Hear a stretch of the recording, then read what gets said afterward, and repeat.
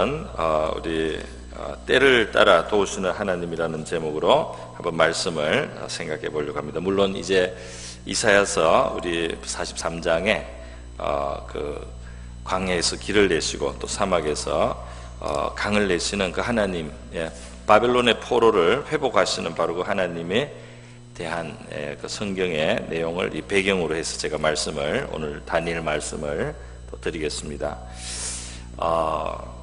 이 전도서 우리 보면 하나님에게는 때가 있다 그랬어요. 그래서 하나님은 모든 것을 지으셨는데 때를 따라서 아름답게 하셨다, 그런 말씀이 있지 않습니까?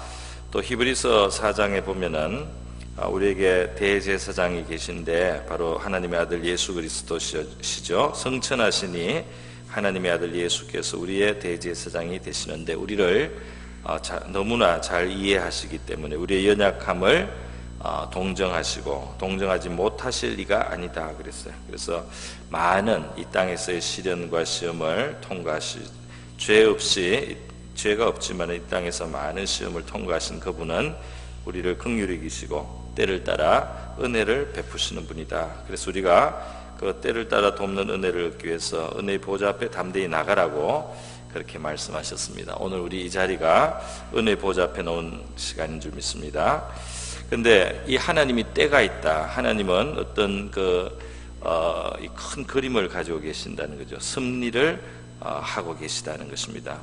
오늘 이 본문에도 보면 이 다니엘이 예레미야의 그 책을 읽고 이 때가 70년, 예루살렘의 황폐함이 70년에 그치리라는 예레미야 선지자의 글을 읽고 지금 기도하기 시작했다, 이렇게 되어 있습니다.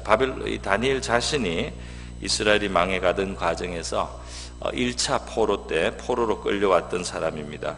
그래서 하나님의 참 놀라운 도우심을 입어서 바벨론에서 등용이 되고 또 그 다음 일어난 제국 메데 바사 제국에도 지금 등용이 된 그런 자리에 있는데 이 사람이 늘 고국을 위해서 창문을 열고 하루에 3번씩 기도하면서 하나님께 감사하고 또 나라를 위해서 민족을 위해서 자기 민족을 위해서 기도해왔습니다. 그런데 이 성경도 묵상을 한 것 같아요. 그래서 예레미야의 선지서 글을 읽다가 70년이 되면 예루살렘의 그 황폐함이 끝나고 회복이 일어난다는 그 사실을 말씀을 보게 된 것입니다. 예레미야 25장 11절에 보면 그렇게 돼 있어요. 이 모든 땅이 폐허가 되어 놀랄 일이 될 것이며 70년 동안 바벨론의 왕을 섬기리라, 그렇게 돼 있고 또 여호와의 말씀이니라 70년이 끝나면 내가 바벨론 왕과 그 나라와 갈대아인의 땅을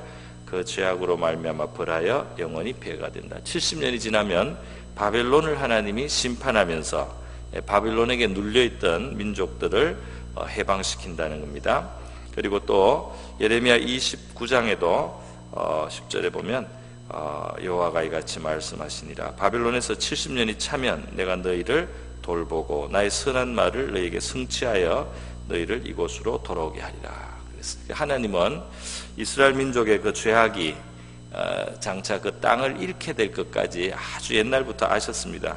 신명기 4장에 보면 가나안 땅에 들어가서 하나님의 백성 이스라엘이 하나님을 떠나고 우상을 섬기고 하다가 결국은 그 나라에서 흩어지고 그 땅 끝까지 쫓겨갈 것이라 그렇게 벌써 예견을 하셨어요. 그러나 그 흩어진 땅 끝에서 너희들이 전심으로 하나님을 찾게 될 것이고 그리고 하나님을 만나게 될 것이다, 그런 말씀을 하셨습니다. 그리고 선지자들을 통해서 하나님께서 너희를 다시 깨끗하게 하시고 고토로 본토로 돌아오게 하실 것이라는 예언을 계속해서 주셨던 것이에요. 그래서 지금 이 다니엘이 자기가 보니까 하나님께서 말씀하신 시간이 다가옵니다. 그러면 하나님이 약속하신 시간이 다가오고 예고하신 은혜의 때가 이제 다가오니까 다니엘은 그냥 감나무 밑에 누워서 감이 떨어지도록 입만 벌고 누워 있는 것이 아니고 그 소망의 하나님의 소망의 그 말씀을 깨닫게 되면서 이제 그때 정말 오히려 기도하고 간구하는 겁니다. 그 민족의 죄를 자기를 포함시켜서요, 우리의 죄를 회개하면서 또 하나님이 하나님의 영광을 위해서 이 황폐했던 주의 나라를 회복시켜 달라는 그런 기도를 이제 본격적으로 하는 것이죠. 왜 70년의 이 황폐한 시간이 필요했는가? 그것은 아마 하나님의 공의가 그 배후에 있지 않는가, 우리 그렇게 추측을 할 수 있습니다. 창세기 15장에 보면 하나님께서 아브라함에게 너의 후손이 이 장사 이 땅을 차지하게 될 텐데, 그러나 이 땅 아모리 족속의 죄악이 관영할 때, 그 수를 넘을 때, 도를 넘을 때, 그 다 채워졌을 때 이 땅을 심판하면서 내가 너의 후대로 이 땅을 차지하게 할 것이다, 이렇게 말하면서 그것이 400년 후다, 이렇게 말씀을 하신 적이 있습니다. 그러니까 하나님은 우리가 모르는 어떤 시간 표가 있어요. 그래서 그 죄가 찼을 때, 또 예를 들면 기도가 드려졌을 때, 또는 기도의 분량이 찼을 때라든지, 또 어떤 하나님이 어떤 그 때가 되면, 무르익으면 그 때가 맞게 하나님이 시행하십니다. 그래서 어떨 때는 그 공의를 시행하시기 위해서 때를 기다리시기도 하시는 거죠.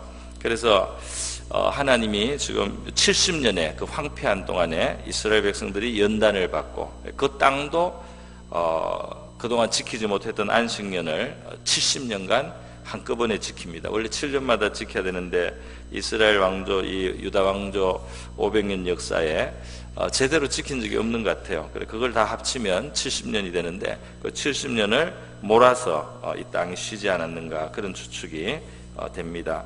어쨌든 하나님은 때가 되면 역사하시고 일을 행하신다는 것이죠. 그래서 우리는 하나님은 때를 따라 역사하시는구나, 때를 따라 시절을 쫓아 과실을 맺게 하시고, 예수님께서도 때를 기다려서 일하시는 것을 볼 수 있습니다. 지금 당장 이렇게 됐으면 좋겠는데 조금 더 기다리셔서 나사로가 죽고 난 뒤에 오히려 움직이시는 그런 하나님의 모습을 볼 수가 있죠.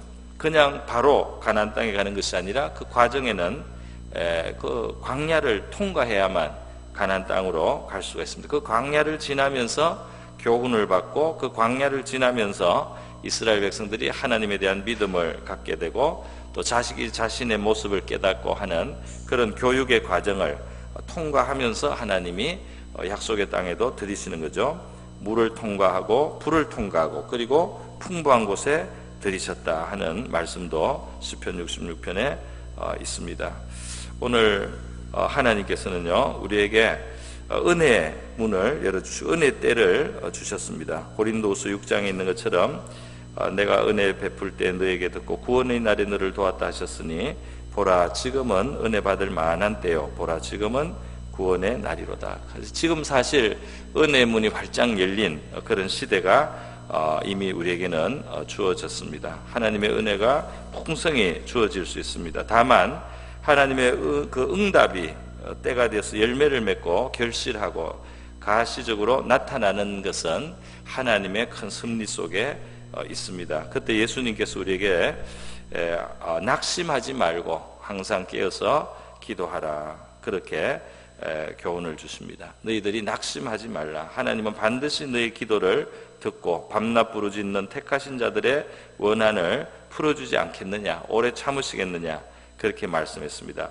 내가 너희에게 이르노니 속히 그 원한을 풀어주리라, 이렇게 말씀을 하셨어요. 그런데 우리에게 이 참으라, 기다리고 인내하면서 기도하라, 이 말은 그 때가 될 때 하나님이 역사하신다는 말씀이 되겠습니다.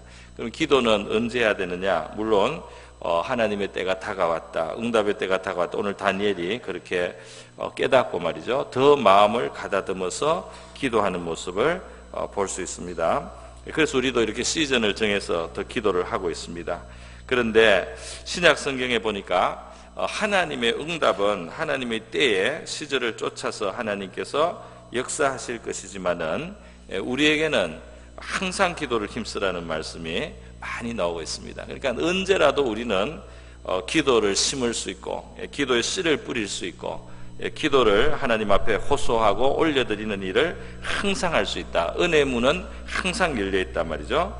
그런데 때가 되면 하나님께서는 그 열매를 맺게 하실 줄로 믿습니다. 기도에 항상 힘쓰라. 항상 깨어서 구하기를 힘쓰라. 로마서 12장, 에베소서 6장 여러 곳에서 말씀을 하고 있습니다. 기도의 문은 기도할 수 있는 은혜의 때는 항상 지금 열려 있는데 우리가 이 기회를 항상 살려서 하나님 앞에 기도하면은 때가 찼을 때 하나님께서 무르익은 시간에 응답으로 나타내게 되실 줄로 믿습니다. 오늘 이 아침에 우리 하나님께서는 우리에게 향해서 얼마나 하나님은 선한 마음을 가지고 계십니까? 오늘 이 바벨론에서 포로를 그 돌아올 것에 대한 이 약속의 말씀도요, 70년이 차면 돌아온다 했어요.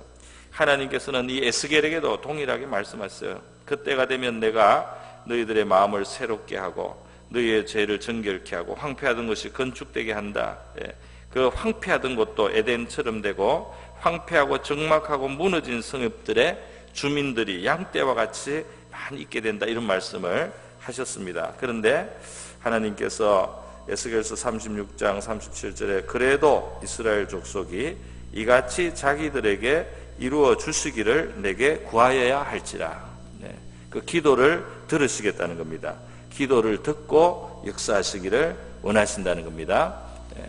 우리를 향해서 우리가 생각하는 것보다 훨씬 더 많은 것을 하나님은 생각하시고 정말 머리털보다 더 많은 혹은 바다의 모래처럼 많이 나를 위하신 하나님의 생각이 있다고 시편에 고백을 하고 있어요.